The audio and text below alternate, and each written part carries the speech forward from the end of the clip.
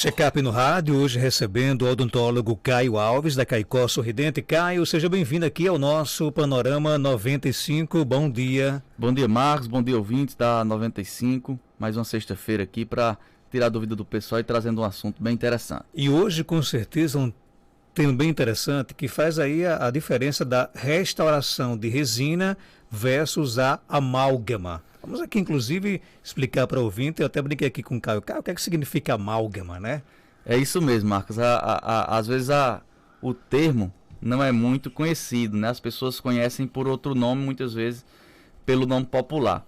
Mas nada mais é do que dois materiais restauradores, ou seja, materiais que servem para se fazer restauração no consultório odontológico. O amálgama talvez seja o material que foi mais usado em tempos passados, né? Que é aquele material mais escuro, né? Um material metálico que muita gente conhece como quando a gente era criança, ia para o consultório, chamava de estrelinha, né? E hoje nós temos também a resina composta. Eu vou falar um pouquinho da diferença entre os dois para que as pessoas fiquem sabendo e fiquem sabendo da evolução da odontologia, da evolução dos materiais e o porquê disso.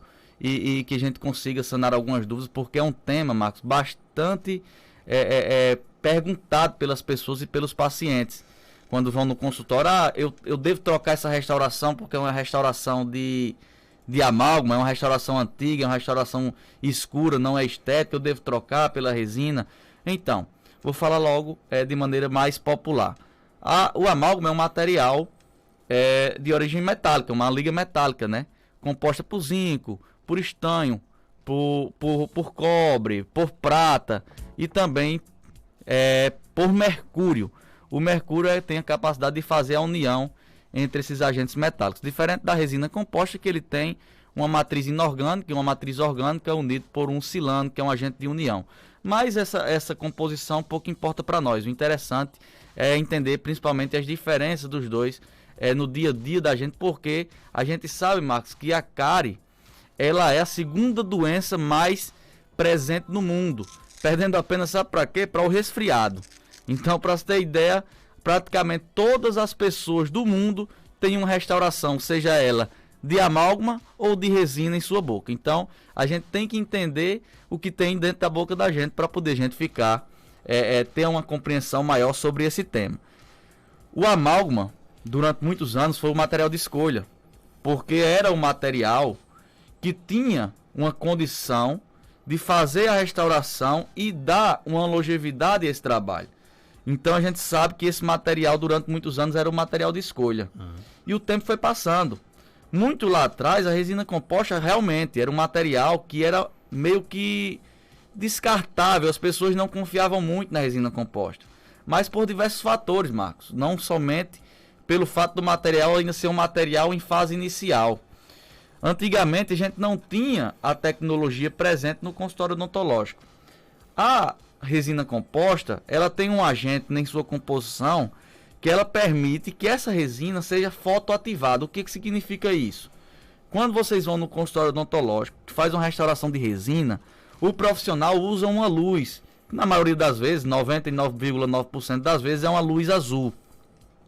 Aquela luz quem penetra dentro daquele material, ativa esse componente em sua fórmula e faz com que ela tome presa, ou seja, endureça. Que ela chegue a seu estado final, seu estado de uso final. Então é um material dependente de tecnologia. Então a gente não tinha isso antigamente. Então a gente ia para o amálgama. Então as pessoas vêm com esse mito bem fixado em mente de que o amálgama é o material mais resistente do que a resina composta. E não é? Não. Hoje isso mudou. E na verdade o material de escolha inicial para qualquer tipo de restauração é a resina composta.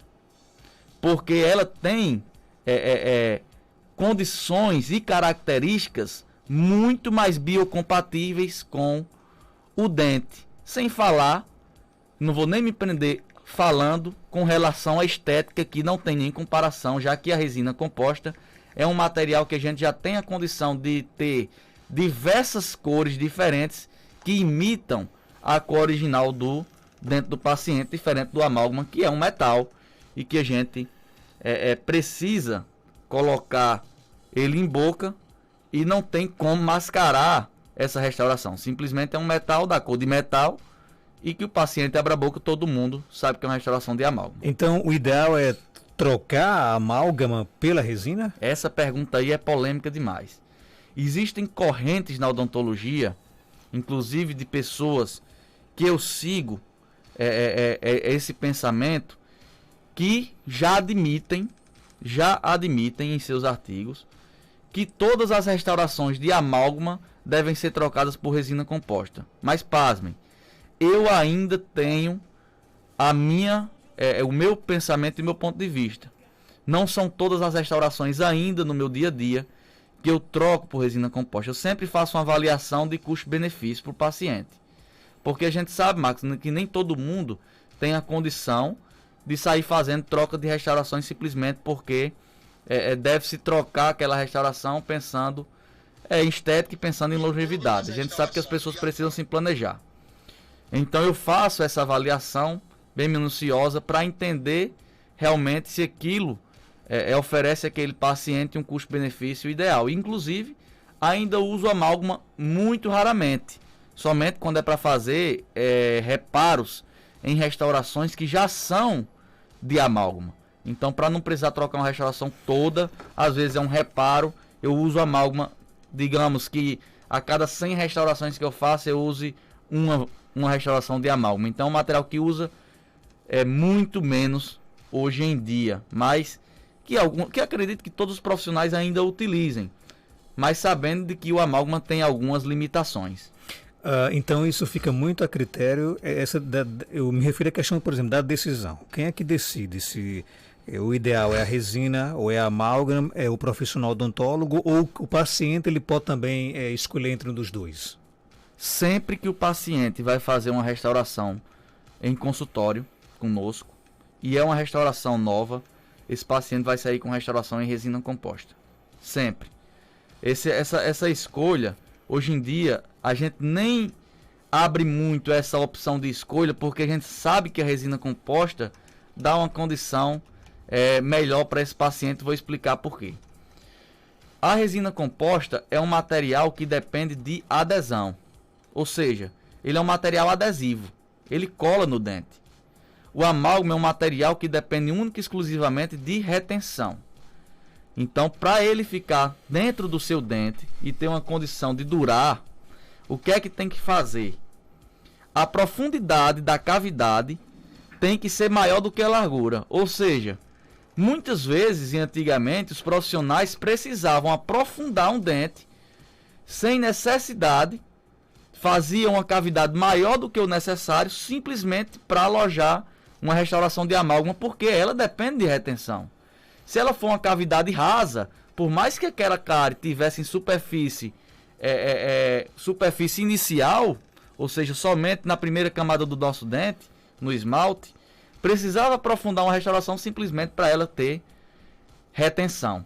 E isso não acontece com resina composta. A resina composta a gente faz um pequeno desgaste, remove o tecido cariado, apenas o tecido que está infectado, e aí restaura o dente independente de tamanho de cavidade, porque ela é simplesmente adesiva, ela cola no dente através de um sistema adesivo.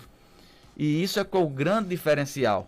A gente não precisa fazer desgastes maiores do que o necessário para se fazer uma restauração em resina composta. Agora, existem vantagens para a gente aqui não transformar a amálgama num vilão. Existe alguma vantagem, por exemplo, de usar ou não? O amálgama é um vilão. É um vilão. É um vilão. O amálgama, para se ter ideia, é o principal causador de fraturas longitudinais do dente. Então, o amálgama, por ser um material muito duro, tem até um mito de que se as pessoas chegam e dizem, não, mas eu tenho esse amálgama na minha boca, fiz ele há 20 anos, há 15 anos, há 10 anos. Aí quando a gente vai ver, o amálgama está dentro da cavidade do dente, ele está dentro daquela cavidade confeccionada, solto, a pessoa nem percebe, entrando fluido entre as bordas da restauração. Por que ele não sai? Por que ele não cai? Porque ele é um material que eu falei agora que ele dependia de retenção. Então, quando a gente tem uma cavidade que é retentiva, a gente não consegue remover aquilo facilmente. Não remove, na verdade. porque tem uma retenção, ele está retido, mas não está colado ao dente, ele está solto, está frouxo, certo? Agora, quando o paciente chega no meu consultório com uma restauração de amálgama, com uma profundidade legal, com bordas ainda de dente presentes, com bordas presentes, 2 milímetros de borda de dente, eu avalio aquilo ali e vejo que aquilo não gera muitos riscos para o paciente. Mas o material de escolha é a resina composta e o amálgama pode ser considerado sim um vilão, porque ele é um grande causador de fraturas dentárias. E do ponto de vista estético, né, de deixar o dente mais bonito, né, praticamente parecido com o dente sem qualquer problema, ou a resina também é mais indicada? Com certeza. Durante muito tempo a gente tinha uma odontologia curativa e reparadora. Isso mudou. Hoje a gente tem uma odontologia que ela busca sempre a mimetização, né, ou seja, a imitação do que é o natural.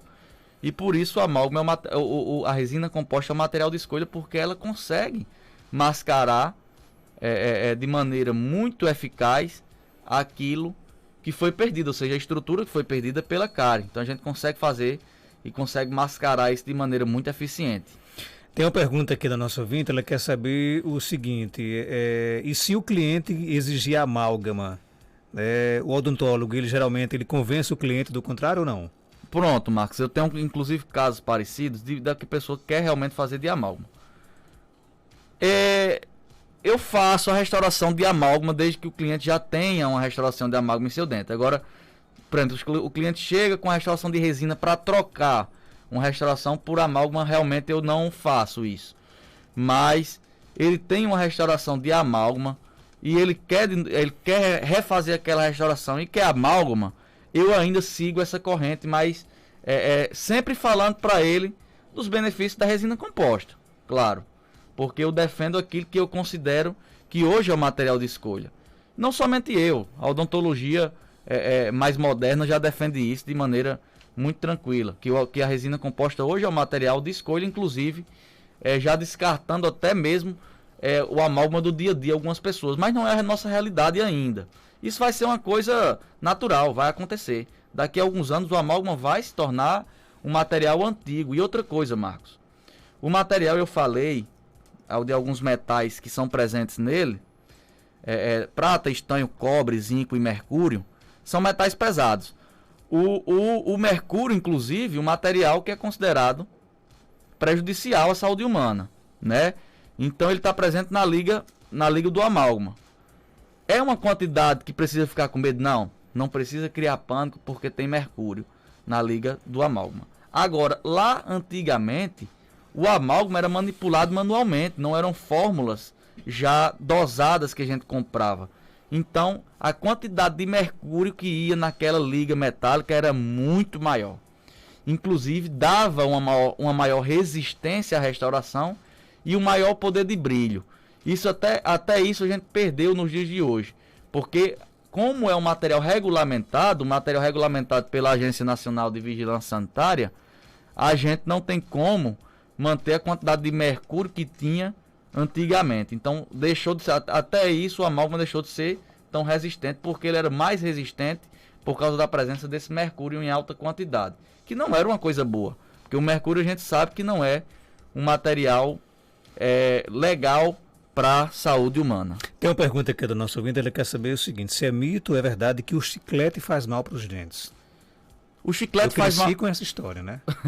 O chiclete faz mal para o dente como qualquer outro alimento rico em açúcar. Mas ninguém deve deixar de mascar chiclete, porque o chiclete ele é um material rico em açúcar, mas que você, depois de fazer o uso dele, você pode aguardar um pouquinho e fazer a escovação. A grande questão do chiclete, Max, é que quando a gente tem o hábito de mascar muito chiclete, é como se a gente estivesse fazendo uma academia, ou seja, treinar todos os dias na academia com os músculos da face. Então a gente deixa os músculos da face muito proeminentes e muito tensos, muitas vezes. As pessoas criam uma tensão e deixa de ser apenas um chiclete e passa a ser um alimento que causa um hábito parafuncional. Existem pessoas que mascam muito chiclete. A gente tinha um caso só mudando de assunto, um pouquinho, de um caso de um treinador, né, acho que era da seleção da França, que ele ficava mascando chiclete direto, e aí as pessoas da odontologia viram o quão os dentes dele eram desgastados, né? Por causa, ligaram também a isso, ele não parava de mascar. Mas assim, só para entender que o chiclete não é um vilão. O vilão é fazer uso e não fazer a higienização correta. Outra questão também, por exemplo, a recuperação, o tempo de recuperação do procedimento feito na resina para o amálgama, ele é a mesma coisa ou há uma diferença entre um e outro? Existe uma pequena diferença. A resina composta, quando a gente faz ela, o paciente está apto a fazer qualquer tipo de esforço ou alimentação. Depois que já sai do consultório? O amálgama tem que esperar um tempo suficiente para que ele tenha a sua cura, sua presa realmente por completa, que dura ali em média, alguns artigos falam em 8 horas, outros falam em 12 horas, mas que precisa esperar realmente um tempo. A gente sempre diz para ter cuidado nesse período inicial. A resina não, a resina sai em seu estado final já bem definido. E em termos de durabilidade, a resina também é mais indicada? A gente entra num assunto bem mais polêmico com relação à durabilidade. Muitas pessoas dizem assim: a resina composta dura menos, o amálgama dura mais. Mas na verdade é um mito. O amálgama não pode considerar que ele dura na boca só porque ele está em boca. Tem que ver com a condição que esse amálgama está em boca.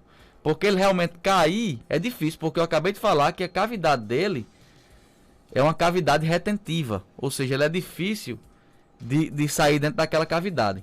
A resina não, a resina, quando ela acontece de ter uma falha, ela cai e o dente fica íntegro.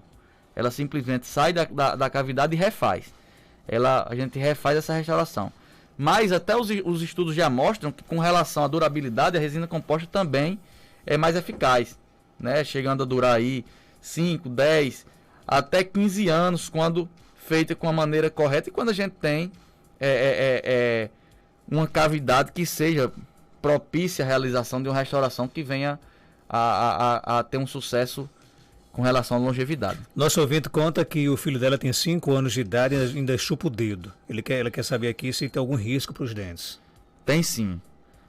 A sucção digital, o hábito de chupar o dedo, é uma das maiores condições que geram a famosa mordida aberta. Inclusive, Marcos, chupar o dedo é pior do que chupar a chupeta, já que a gente tem hoje chupetas menos prejudiciais, não deixam de ser prejudiciais, mas são menos, porque são chupetas ortodônticas. Chupar o dedo é talvez o apto para a mordida aberta, aquele apto, quando a criança sorri, fica como se fosse um arco.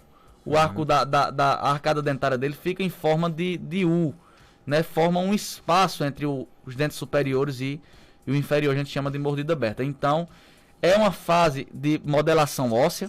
Então, o osso da criança nessa fase ele é mais amolecido e consegue fazer com que haja uma deformidade mais acentuada nessa idade, nessa fase da vida. Então, o hábito de sucção digital é sim prejudicial porque causa mordida aberta.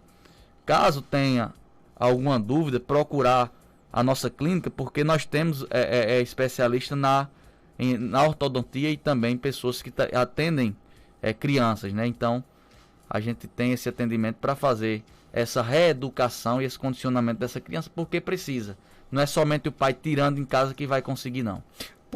Essa reeducação é importante porque ela tem que aprender, por exemplo, a usar outro tipo de... que substitua, por exemplo, o prazer por chupar o dedo, seria isso? Exatamente, Marcos. A gente tem que mostrar para essa criança que chupar o dedo é algo prejudicial e que, na verdade, ela tem que ter algumas alternativas iniciais para que vá se fazendo essa correção enquanto há tempo e que no futuro próximo a gente consiga ter um sucesso. Então é interessante que haja uma educação junto com o profissional, porque simplesmente quando tira em casa não há o condicionamento, há a retirada, o condicionamento da criança não foi feito. Interessante essa questão, né? Não adianta só tirar o dedo da criança, tem que criar alternativas de algo que substitua realmente aquele prazer, né? Exatamente. Ok, tem mais pergunta aqui chegando, o ouvinte conta, ele quer saber se, segundo ela usa o fio dental, né, e sangra muito a gengiva dela. O que é que pode estar acontecendo nesse caso? Nesse caso é bem comum acontecer, a gente leva para dois fatores, né? Duas possíveis causas. Uma delas, a força que a pessoa está usando o fio dental. Talvez seja até seja menos realista. essa primeira hipótese. A hipótese mais certa é um quadro de gengivite, inflamação gengival. Então a pessoa usa o fio dental, independente da força, na hora que entra em contato com a gengiva sangra porque simplesmente está em um estado de inflamação. Então ela sangra por isso. Mas que essa pessoa deve sim procurar atendimento, nos procurar, marcar a sua consulta para se fazer a correta higienização, limpeza, remoção de cálculo dental, profilaxia, para que isso venha a ser um problema vencido. Nosso amigo Petrúcio pergunta se lá vocês trabalham com o Bradesco Dentário. Marcos, na nossa clínica, infelizmente, nós não atendemos planos de saúde ainda, mas diga Petrúcio que procure a gente, porque a gente tem ótimas condições de pagamento e que vai facilitar a vida dele. Olha, a Nova Caicó Sorridente, clínica odontológica, está localizada na Avenida Seridó, 384, aqui no centro de Caicó. Telefones 99891 0201 3421 4421. Caio Alves, obrigado pela sua participação. Muito obrigado você. Sexta-feira, se Deus quiser. Se Deus quiser. Na próxima sexta-feira estarei na pós-graduação. Ok, então na daqui outra a 15 sexta. dias, se Deus quiser. Obrigado, Caio, pela sua participação. Valeu, tudo de bom. Manda um abraço aqui para os demais profissionais da clínica, vamos lá. Mandar um abraço para minha irmã em especial, né?